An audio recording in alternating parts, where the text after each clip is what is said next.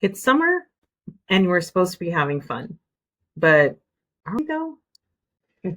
Um, I think fun is really just a hard topic right now. There's a lot of reasons why we might not be having much fun, depending on how you were raised and, kind of thoughts about what it means to be an adult. Fun can seem like not necessary or maybe not even appropriate in light of just the struggles that are going on in your own life or maybe in the world around you. It feels weird to think about fun. Hmm. What else? Yeah, I kind of think like, frankly, as we get older, we forget how to have fun. And depending on how you grew up, if you grew up in a bit of a survival mode situation, fun wasn't exactly on the docket. Mm-hmm. And then we get older and the responsibilities start piling up, whether it's profession, school, you get married, if you have kids, or whatever your situation. And fun kind of gets placed on the back burner.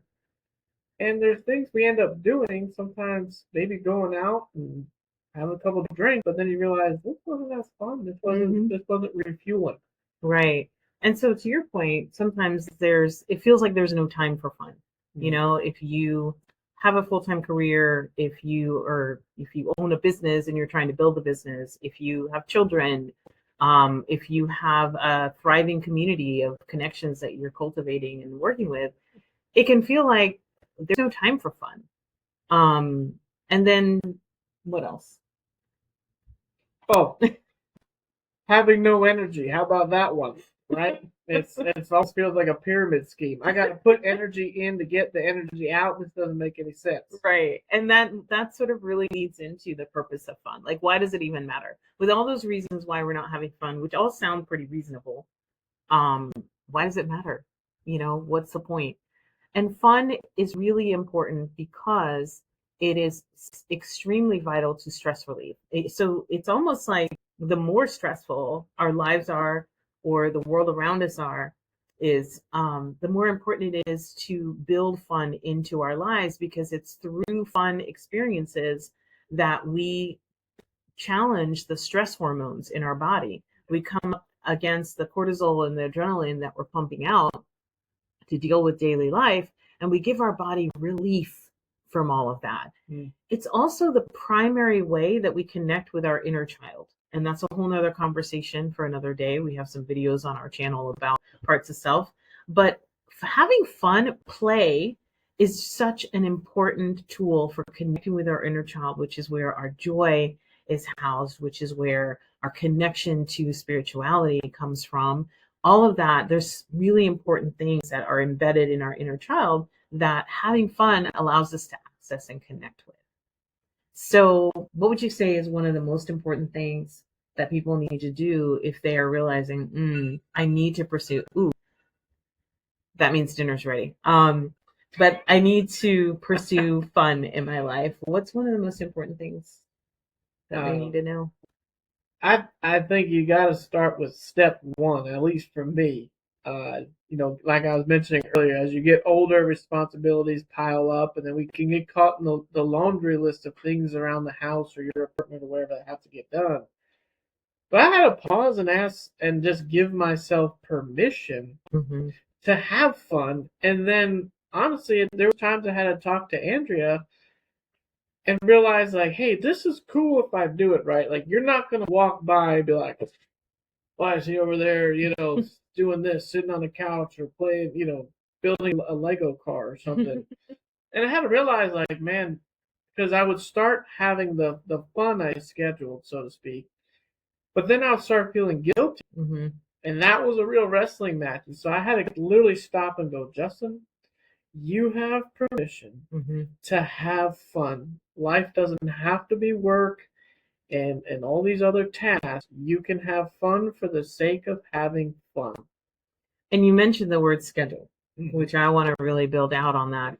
This isn't going to happen just because you decide it's important. Like anything else in life, we make time for what's important to us, and that happens by prioritizing it, scheduling it. So whatever that looks like for you, however you manage your time, you do need to be intentional about scheduling fun. And you can start off with just a really short little, 10 minutes of like, I'm going to spend 10 minutes just doing something fun that has absolutely zero purpose than to just make me happy. Mm-hmm. But even so, you're like, okay, I can do that. I can schedule 10 minutes. You might be thinking, well, what in the world am I going to do for that 10 minutes? And I want to encourage you to think about, what did you enjoy doing when you were a kid? Start there. And it may feel silly. It may feel like, well, I'm not going back and doing that. Like, I'm not sitting down with my Legos and building things. Do it. Do it. Like, you're grown now. You can do what you want. So go back to the things that you enjoy doing as a kid and start there. What else? Or why don't you give them an assignment? Yeah. Some homework. Homework. I was a fan of that back in the day. So how about something Fun homework. Something cool to do? I think the thing to do is to schedule a kid day, but don't overwhelm yourself with like a whole day. Like Andrea said, if it's 10 minutes or a couple hours around lunchtime, I think is a cool bracket, because you can do something like, I'll give you an example for me. I like buying the Lego Technic cars, and I like building the cars. So you can, because obviously I built Legos as a kid. You can build a car a couple hours at a time. You don't have to build a car all in one shot. I wouldn't recommend that. But also build it around lunch. Have an Uncrustables, a peanut butter and jelly.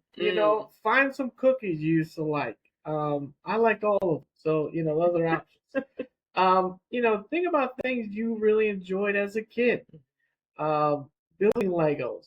Eat. What did you like to eat as a kid? Give yourself permission, if you're medically allowed to eat some stuff and have fun, man. Enjoy these meals again. I go back to a fluffer nutter sandwich with that fluff, the peanut butter, and God knows what's in the fluff. But I ate that a lot, and I could build my Legos, and man, go to the store and get yourself a Capri Sun. And have the struggle again of getting a straw in the container.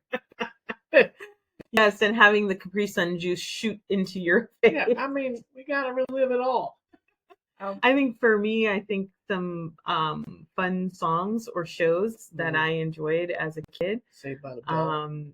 Wow, I was going real little kid. I loved Sesame Street when I was growing up, and even today, to go back and find an episode of Sesame Street and to watch it just, I had a friend who grew up with Mr. Rogers. That was her jam. And so to sit down and watch an episode of Mr. Rogers again, that's an example of just going back to the things that you loved as a child. I loved playing with crayons and, little art supplies and whatever. So you just sit me down with some watercolors or some crayons or markers, and I'm happy as a clam. So I also want to say, if you're a guy who grew up in the 80s, early 90s, if you go on YouTube, they've got the original Transformers and G.I. Joe. Just throwing it out there. May or may not be there, but enjoy it. Again, laugh, have fun. We're laughing here, which is awesome. I think a smile and a laugh is good medicine. And I would love to hear in the comments what you ended up doing. And so come back and give us a report and put it down in the comments. And we'd love to hear how you guys are applying this. All right. So good luck and have fun. Go have fun. It's dinner time. You heard the alarm.